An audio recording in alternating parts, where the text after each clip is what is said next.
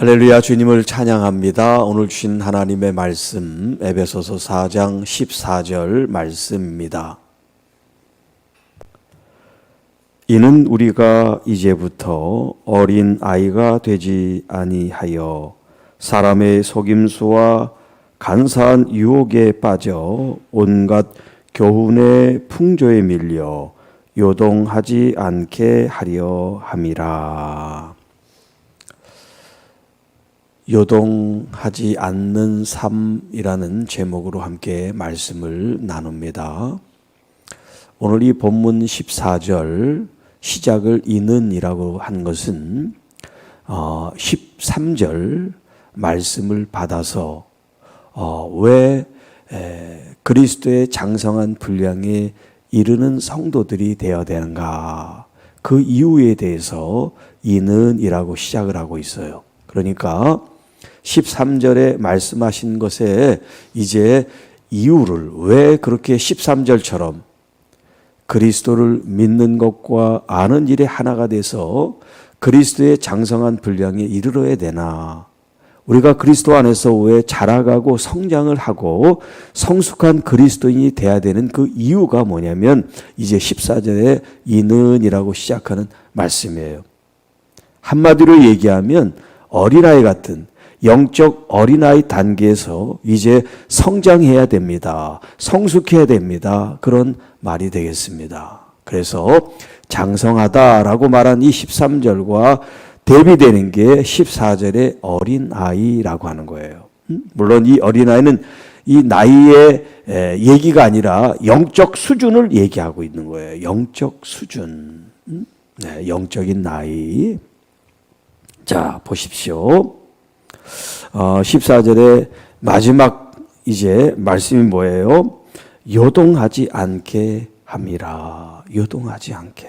여러분, 요동한다는 거 뭐냐면 마치 파도에 흔들리는 배와 같은 그런 단어를 지금 여기서 쓰고 있어요. 요동하다 하는 이 말이 파도에 휩쓸려서 배가 출렁이고 흔들리는 그런 이제 모습을 여기 지금 요동하다라고 하는 이 단어로 사용하는데, 요동하지 않게.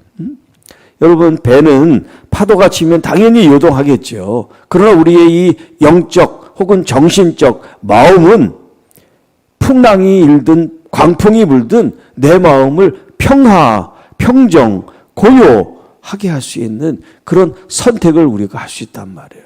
자, 그런데 우리의 이 신앙적인 영적 수준이 아직도 어린아이 같은 미성숙한 단계에 있으면 바람이 일고 풍랑이 일고 파도가 치면 거기에 휩쓸려 가지고 중심을 잡지 못한다, 지금 그런 얘기인데, 자, 이렇게 중심을 잡지 못하게 흔들거리게 하고 우리를 넘어지게 하는 요인들이 무엇인가, 경계해야 될 내용이 뭔가 지금 말씀하는데요. 자, 우리가 이제부터라고 하는 이 교훈의 말씀 뭐냐면, 이제까지는 계속 흔들리는 그런 미숙한 영적 상태인 여러분들이 더 이상 흔들려서는 안 됩니다. 그 얘기를 하고 있어요. 이제부터. 지나간 과거는 과거니까 이제 거기에 대해서 신경 쓰지 말고 이제부터 잘하면 됩니다. 이제 새로 시작입니다. 그런 뜻이 되겠습니다. 이제부터 어린아이가 되지 말아야 됩니다. 이게 어린아이가 되는 영적 미성숙한 그런 상태가 계속 지속이 되면 안 됩니다. 그리스도의 장성한 분량에 이르도록 주님에 대한 믿음과 주님을 경험과 체험을 통해서 알아가는 이 관계를 통해서 우리가 더 주님께 붙어 있고 주님이 내 안에 충만할 때 세상에 그 어떤 유혹이 있어도 우리는 흔들리지 않을 수가 있습니다. 이런 얘기를 하고 있어요. 자, 어린아이가 되지 아니해야 되는데, 그것이 뭐냐면 두 가지 이제 피해야 될 요소가 있어요. 그게 뭐냐, 사람의 속임수. 자, 여기 이제 사람의 속임수라고 할 때 마치 주사위를 던진다, 이제 그런 단어를 쓰고 있는데, 과거의 주사를 던지는 게 뭐냐면 사람들을 이제 속이기 위해서. 네, 그래서 뭐 주사위를 던져가지고 서로 맞히고 돈을 걸고 뭐 그런 거 있잖아요. 그러니까 도박도 그렇죠. 주사위를 던져서 자기가 원하는 숫자에 나오면 돈을 갖는 뭐 그런 거. 그런데 이 주사위도 전부 다 속여가지고, 자기가 원하는 이런 숫자가 나올 수 있게끔 그렇게 한다. 그런 이제 여기 단어를 쓰고 있어요. 사람의 속임수. 그러니까 정당한 방법으로 하는 것이 아니라 그 사람이 결국 원하는 사람의 꾀에 넘어가게끔 꾸며가지고 하는 일인데 그걸 모르고 그냥 돈을 걸면 돈을 버들 줄 알고 거기에 다 붙어가지고 도박을 하거나 이제 거기에 빠져있는 그런 상태가 뭐냐면 어린아이 같은 유치한 또 미성숙한 그런 사람들이 그럴 수 있다는 거예요. 자, 두 번째는 간사한 유혹. 자, 유혹을 하는데 여러분, 위험을 보여주면서 자, 나를 따라오면 내가 당신을 행복하게 해주고 부자가 될 수 있게 해주겠습니다. 그런 사람이 있습니까?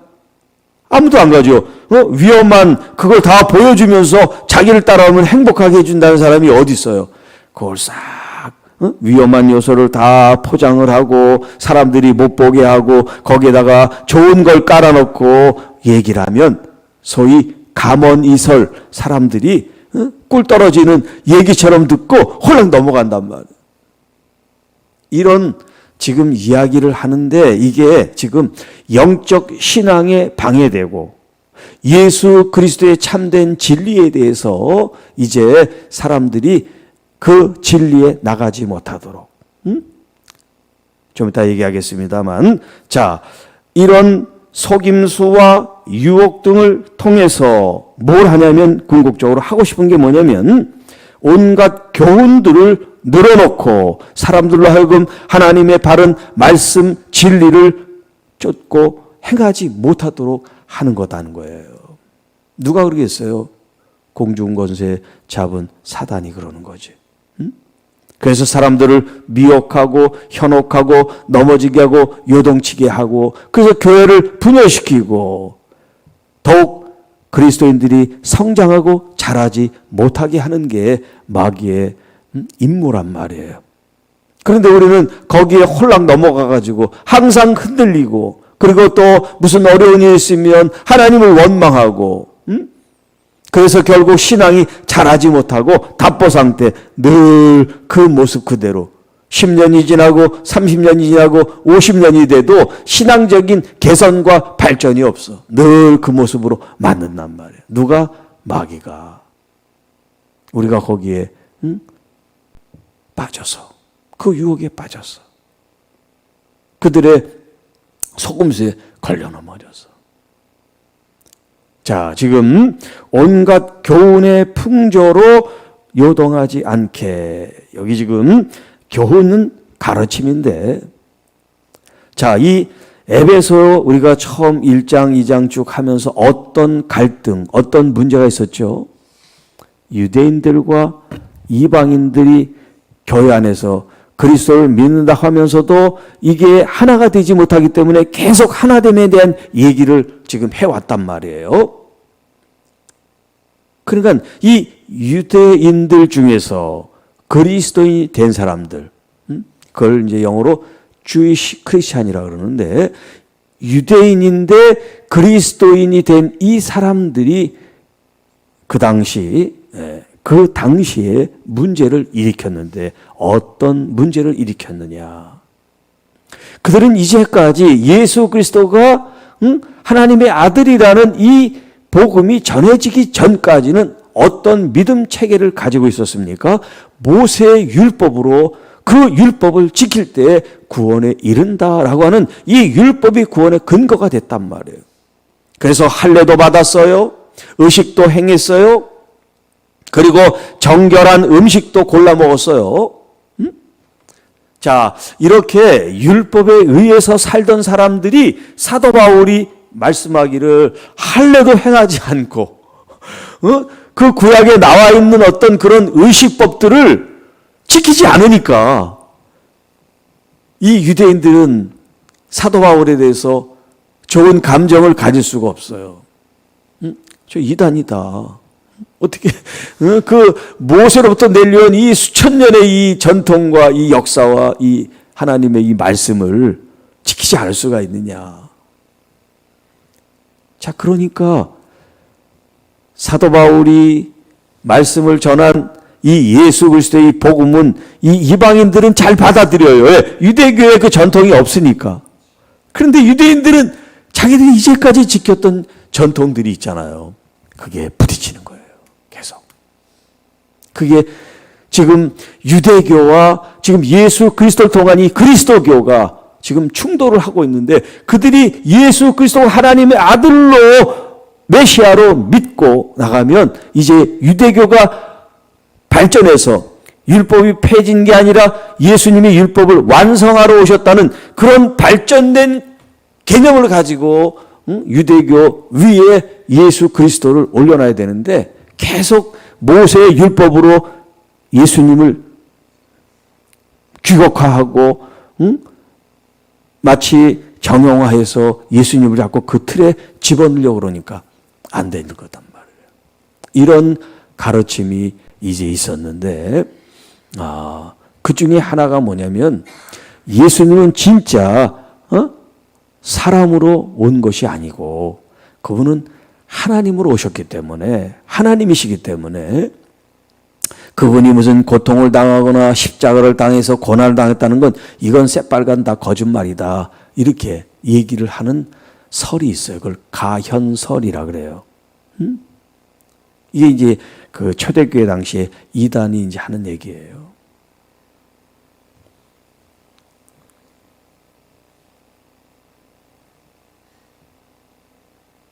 그래서 이제 율법 또 예수 그리스도, 그분은 온전히 하나님이시고 또 사람이셨다라고 하는 이 정통 신앙과 이 말씀에 대해서 자꾸 이제 다른 해석들을, 그래서 다른 가르침을 교회다가 자꾸 퍼뜨린단 말이에요.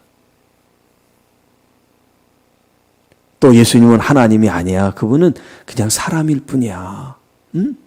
그래서 그 가르침만 따르고 신성을 부인하는 그런 가르침. 여기 이제 온갖 교훈이라고 할 때 여러 가지 예수 그리스도에 대한 뭐 이야기들이 차고 넘쳐요.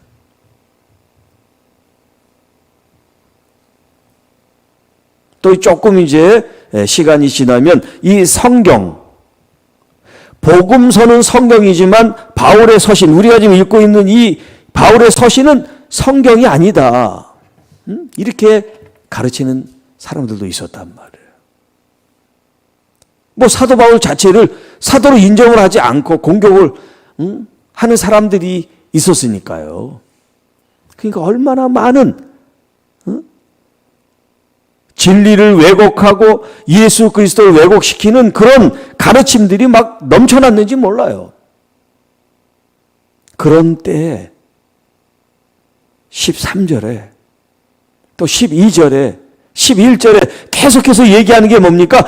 그리스도, 그리스도, 그리스도, 그리스도, 그리스도로 충만하지 않으면, 그리스도 안에서 자라가지 않으면, 그리스도와 하나가 되지 않으면, 이런 말씀을 지금 마치 사도 바울이 피를 토하듯이 절규하듯이 우리에게 말씀하고 있습니다. 오늘을 살아가는 여러분들은 어떠세요? 여러분들은 무엇에 흔들리십니까? 어떤 교훈이 여러분들을 미혹하게 하고 유혹시켜서 넘어지게 하십니까? 지금 난무하는 이단들이 어떤 게 있어요? 대표적인 게. 네, 신천지, 뭐 여호와의 증인, 또 무슨 통일교, 뭐 하나님의 교회, 뭐 수두룩하게 그냥 우리 주변에 굉장히 많아요. 또 여기 불광천에 가면 그 남녀 허랑교요, 얼마나 많은지 몰라. 물론 그거는 이제 우리의 어떤 이단성이 아니라 다른 이제 종교입니다만은 하여튼 이 땅에 우리의 신앙을 흔들리게 왜곡시키는 그런 요소 요인들이 너무나 많이 있어요. 그런데 어떤 사람들은 아무렇지도 않게 그걸 받아들이고 또 성경에 대해서 더 잘 알고 싶어서 배운다고 아주 그렇게 생각을 해요. 그런데 성경은 우리에게 뭐라고 말합니까? 왜 이단이 있습니까? 하나님께서 이단을 다 제거해 버리시지. 이단이 이렇게 막 우후죽순처럼 역사적으로는 계속 없어지지 않고 또 생기고 또 생기고 그러잖아요. 박태선이 죽었지만 신앙처는 지금도 있잖아요. 다른 사람이 또 이어서 옛날처럼 그렇게 크게 부흥은 안 했지만 하여튼 그렇게 명맥들을 이어오는 그런 이단들이 우리 주변에 많이 있어요. 성경은 왜 이단들이 있다 그럽니까? 이단뿐만 아니라 왜 사탄이 있는 줄 알아요? 왜 사탄이 역사합니까? 예수님이 사탄을 멸하러 오셨다는데 십자가에서 끝장을 내야 되는데 지금도 여전히 역사하고 있잖아요. 왜 그러는지 아세요? 이유는 하나예요. 우리의 믿음을 테스트하기 위해서.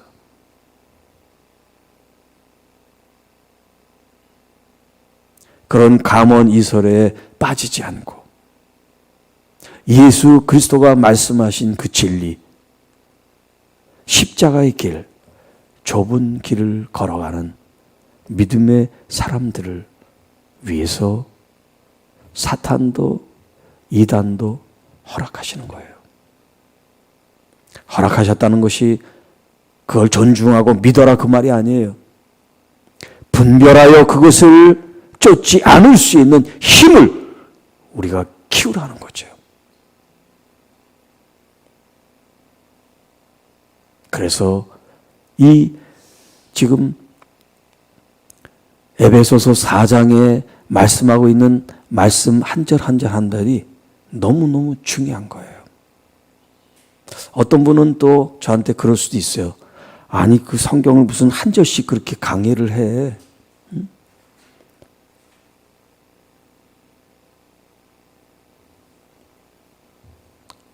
이렇게 한 절씩 강의하는 분 여러분 인터넷 찾아보세요. 누가 이렇게 한 절씩 얘기를 하나.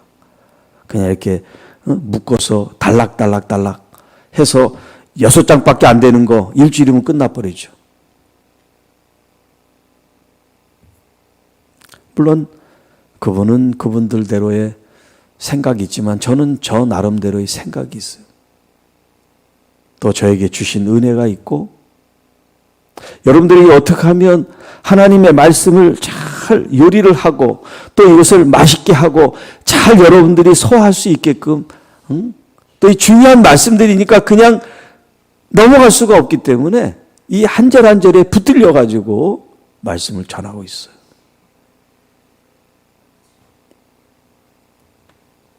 자, 다시 한번 이 본문을 읽고 마칩니다. 이는 우리가 이제부터 어린 아이가 되지 아니하여 사람의 속임수와 간사한 유혹에 빠져 온갖 교훈의 풍조에 밀려 요동하지 않게 하려 함이라. 주님을 꼭 모시고 사는 여러분들 흔들리지 않을 겁니다. 사단이 어떤 괴계와 속임수를 부려도 여러분 눈알아 깜짝하지 않는 그런 건강하고 또 장성하고 또 성숙한 진짜 예수 그리스도를 믿는 제자들, 하나님의 자녀들이 될 줄 믿습니다. 날마다 말씀으로 승리하고 여러분의 그 승리로 하나님께 감사와 영광을 올려드리실 수 있기를 축복합니다. 하나님 아버지 참 감사합니다.